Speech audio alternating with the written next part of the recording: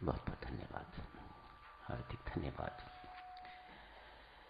ग्वालियर एवं हांसी साधना सत्संगों के लिए जिन्होंने नाम दिए थे, सभी के नामों की सूची बाहर लगी हुई है, मेहरबानी करके देखते जाइएगा। पूज्यपाद स्वामी जी महाराज राजा जनक की चर्चा को जारी रख रहे हैं, अभी कुछ दिन और जारी रखेंगे। आप जिसे निवेदन किया जा रहा था कि राजा जनक को वीतराग क्यों कहा जाता है। संसार के प्रति जिसका राग नहीं है, जिसकी आसक्ति नहीं है, वे वीतराग। राजा जनक को विदेह कहा जाता है, मानो इनको जो महानतम आसक्ति शरीर के साथ व्यक्ति को हुआ करती है वह नहीं है। यहीं से सारी आसक्तियों की उत्पत्ति होती है। इन्हें देह के साथ आसक्ति नहीं, अतएव इस देह के साथ संबंधियों के साथ भी आसक्ति नहीं, इस देह को सुख सुविधाएं देने वाली वस्तुओं से भी आसक्ति नहीं, क्योंकि देह के साथ आसक्ति नहीं। एक मुख्य बात, हम सब कहां फंसे हुए हैं इस देहासक्ति के प्रति। हमें सब कुछ अपना देह ही देह दिखाई देता है। स्वामी जी महाराज कहते हैं ये भावना जन्म जन्मांत से चली आ रही है, कोई आज की भावना नहीं है और बड़ी पक्की हो गई है। बेचारा आत्मा आके इस देह में फंस जाता है। मेरी छोटी बुद्धि में तो कुसंग कहता हूं, उस आत्मा को उस देह का कुसंग मिल गया और इस कुसंगति के कारण वह भी अपने आप को देह ही मानने लग जाता है। इसे देह अभिमान कहा जाता है। यहीं से क्षणों अविद्या का आरंभ और दुखों का आरंभ होता है। महाअज्ञानता ये कि व्यक्ति अपने आप को देह मानने लग जाता है, जो वह नहीं, ये उसका वास्तविक स्वरूप नहीं है। राजर्षि राजा जनक इन सब बातों से बहुत ऊपर उठ चुके हुए हैं, उन्हें कोई फर्क नहीं पड़ता। आज 3 साधक अपने आप को वीतराग कहने वाले तपस्वी, बड़े भारी तापस, निर्जन जंगल में तपस्या करने वाले, वहीं कुटिया बनाई हुई है, वहीं रहा करते। राजा जनक की महिमा सुनी तो बहुत चकित हुए। हम संसार से दूर रह के भी वे कुछ नहीं पा पाए जो राजा जनक के लिए सुनने में आता है। दर्शन करने चाहिए, उनकी ख्याति को सुन के उनकी महिमा एवं उनकी उपलब्धियों को, आध्यात्मिक उपलब्धियों को, भौतिक उपलब्धियां नहीं। राजा जनक की महिमा इसमें है देवी और सज्जन, उनके पास भौतिक उपलब्धियां भी अनंत हैं और उतनी ही अनंत हैं उनके पास अलौकिक उपलब्धियां। ए वेरी रेयर कॉम्बिनेशन, ऐसा अक्सर होता नहीं है। डॉक्टर डॉक्टरी में ही खोया रहता है, उसे आध्यात्मिक उपलब्धियों की या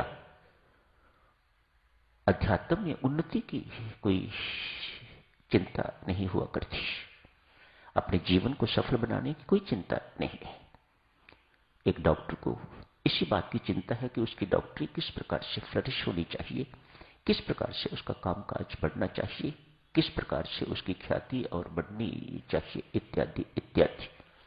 अल्टीमेटली पैसा ही इसके पीछे होता है, यशमान ही इसके पीछे होता है। राजा जनक परमेश्वर की कृपा के पुण्य पात्र हैं, अतएव उन्हें इन भौतिक उपलब्धियों के साथ बिल्कुल कोई आसक्ति नहीं है। अनासक्त राजा जनक, वीतराग राजा जनक। महिमा सुनी है, संत दर्शन करने के लिए आए हैं। कहते हैं जिस वक्त महल में पहुंचे उस वक्त राजा जनक नाच देख रहे थे। मन में शंकाओं का सिलसिला शुरू हो गया।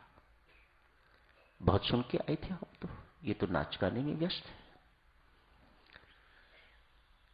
राजा जनक ने सब कुछ जानते हुए भी मस्त है, अतएव उनके रहने की व्यवस्था महल में ही कर दी।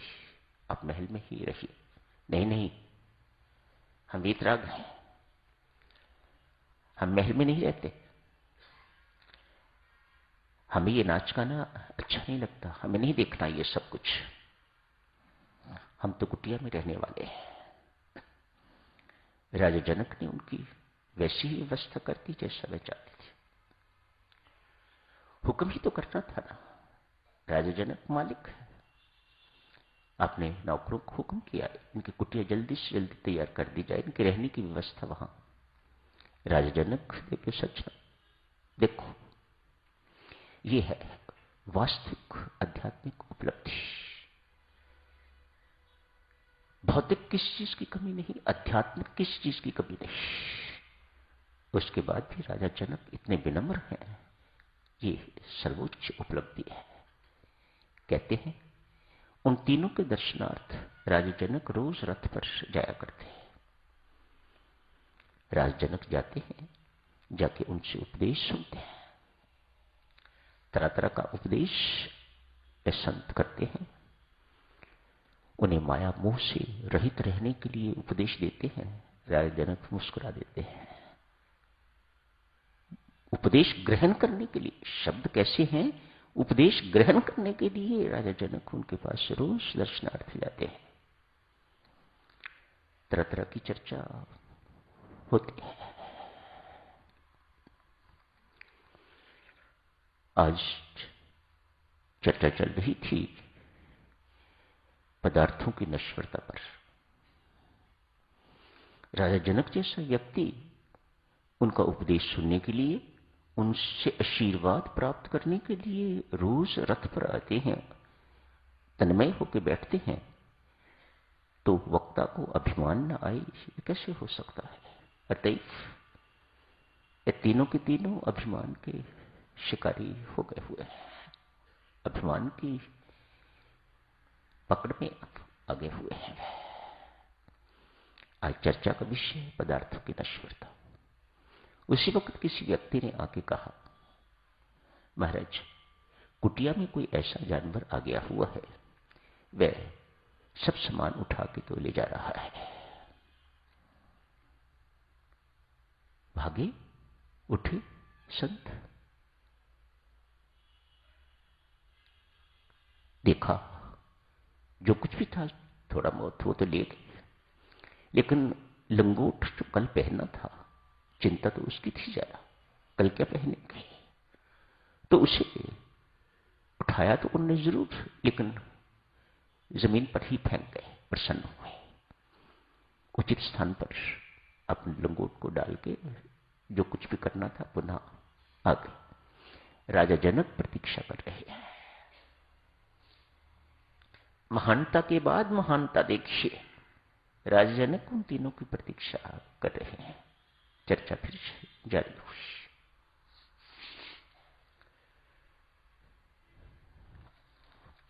क्षमा मांगी राजा जनक ने, बीच में व्यवधान पड़ा, क्षमा कीजिएगा, अपना दोष कोई नहीं, लेकिन उसके बावजूद भी क्षमा मांगी है।